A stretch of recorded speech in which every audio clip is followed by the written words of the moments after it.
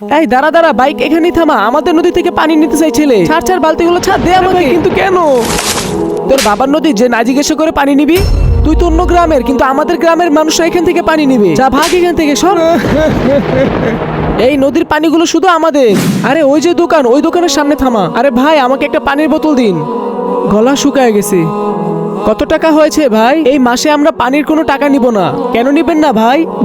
কোনো অফার চলতেছে নাকি ভাই? অফার না ভাই, এটা তো মহরমের মাস চলতেছে, তাই না? আমি শুনেছি আপনাদের ইমাম হোসেন নাকি এই মাসেই পানি তৃষ্ণায় শহীদ হয়েছিল, এই জন্য আমরা সবাইকে এই মাসে পানি ফ্রিতে দিচ্ছি। হিন্দু হয়েছি তো কি হয়েছে, একটু তো মুসলিমদের সাহায্য করতে পারি। আল্লাহকে ভালোবাসলে লাইক সাবস্ক্রাইব করে দিবেন। এই নাও বাবা।